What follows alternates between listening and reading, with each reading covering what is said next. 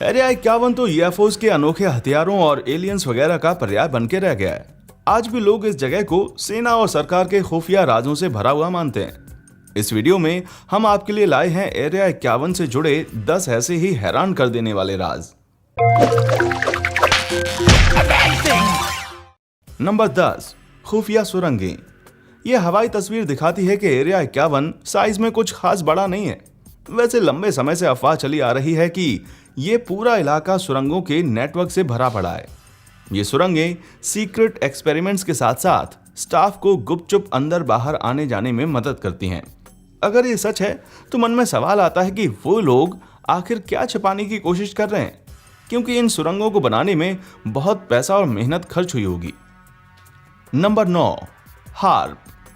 इस साल अप्रैल में एरिया 51 से मशरूम जैसा धुआं उठता हुआ दिखाई दिया, तो लोगों ने सोचा कि हार्प फिर से शुरू कर दिया गया है। मूल रूप से अलास्का में बेस्ड हार्प या high frequency auroral research program US air force का प्रोजेक्ट है, जो मिलिट्री कम्युनिकेशन की रेंज बढ़ा सकता था।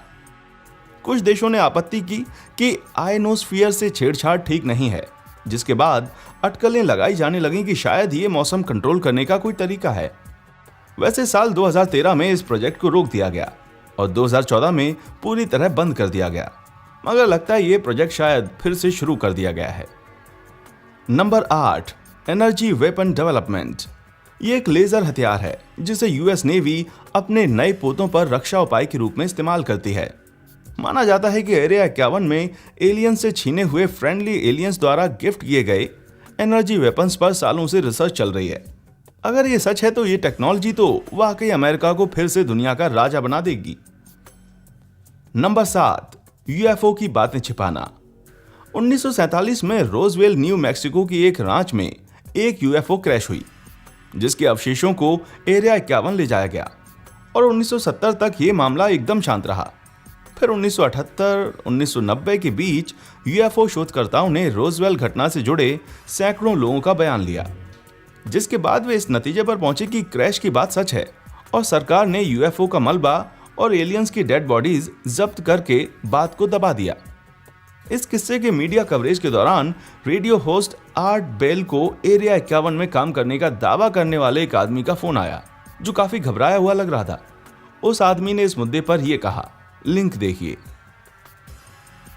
नंबर 6, दी मैजेस्टिक 12। दी मैजेस्टिक 12 या दी मैजिक 12 और MJ 12 एरिया 51 की एक टीम है जिसका काम है यूएफओ की घटनाओं की जांच करना। इनसे जुड़े दफ्तर के कागजात और कुछ आईडी कार्ड्स मिलने की बातें सामने आती रही हैं, पर आज तक कोई पुख्ता सबूत नहीं मिला है। कुछ लोगों का मानना है कि यूएफओ की जांच करने के अलावा ये ग्रुप समाज के हर पहलू पर कब्जा करके एक नई विश्व व्यवस्था लागू करना चाहते हैं। नंबर 5, एलियन का पोस्टमार्टम। एक पॉपुलर कॉन्स्पिरेसी थ्योरी से जुड़े बाकी सबूतों की तरह यह तस्वीर भी फेक साबित हो चुकी है, पर कुछ लोग अब भी मानते हैं कि एरिया 51 वाले समय समय पर एलियंस का पोस्टमार्टम करते आए हैं। पता नहीं हम कभी सच जान भी पाएंगे या नहीं, पर वीडियो और फोटो के साथ मिला ये मेमो इस दावे को बड़ा ही पुख्ता कर देता है। नंबर 4, टेलीपोर्टेशन का विकास। इस बात की कोई फोटो वगैरह तो सामने नहीं आई है, पर बहुत से थ्योरिस्ट्स का मानना है कि एरिया 51 में टेलीपोर्टेशन डिवाइसेस या किसी को तत्काल एक जगह से दूसरी जगह पहुंचा सकने वाली टेक्नोलॉजी पर काम हो रहा है।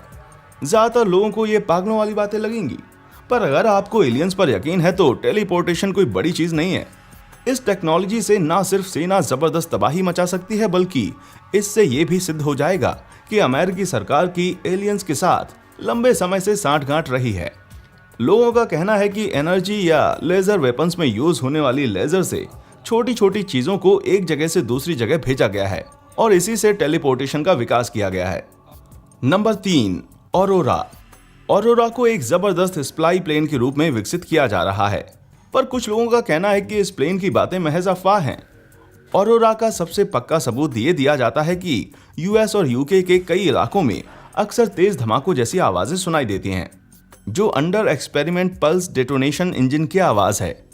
वैसे एरिया 51 में और भी दूसरे मशहूर प्लेन्स का विकास किया गया है, जैसे एरिया 51 के ग्रूम लेक में नजर आने वाला ये F-22 इसके बारे में अधिक जानकारी के लिए स्क्रीन पर नजर आ रही इंफॉर्मेशन देखें। Number 2, man in black. ये गुमनाम ग्रुप यूएफओ और एलियंस के बारे में गवाही देने वालों को शांत कराने के बाद लापता हो जाने के लिए जाना जाता है। मैन इन ब्लैक की बातें इतनी ज्यादा फैल चुकी हैं कि अब ये सिर्फ एरिया 51 तक ही सीमित नहीं है, पर दोनों का गहरा कनेक्शन है।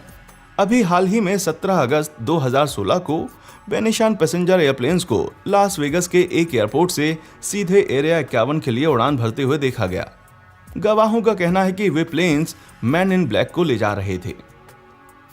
नंबर 1, जहरीला कचरा। साल 2013 में CIA द्वारा एरिया 51 की मौजूदगी कबूल करने के बाद से रिलीज किए गए कागजातों से कई बातें सामने आई हैं, जैसे किस तरह एरिया 51 से लापरवाही के साथ जहरीला वेस्ट बाहर छोड़ा जा रहा था। खाइयों को केमिकल से भरकर आग लगा दी जाती थी और जहरीले धुएं हवा में छोड़े जाते थे। इतना ही नहीं, वर्कर्स से जहरीला कचरा तस्वीर में नजर आ रही ग्रूम लेक के नीचे दफनवाया गया, जिसके चलते कई वर्कर बीमार हुए और 2 की मौत हो गई। इस घटना के लिए दाखिल किए गए किसी भी मुकदमे में कोई प्रोग्रेस नहीं हुई और जब CIA ने एरिया 51 के सच होने की बात कबूली तो मुकदमे दायर करने की कानूनी समय सीमा खत्म हो चुकी थी। आपको क्या लगता है, सच क्या है? क्या एरिया 51 एलियंस का सच छिपा रहा है या ये सिर्फ एक मिलिट्री टेस्ट साइट है, जैसा कि सरकार दावा करती आई है? नीचे कमेंट्स में हमें अपनी राय जरूर बताएं।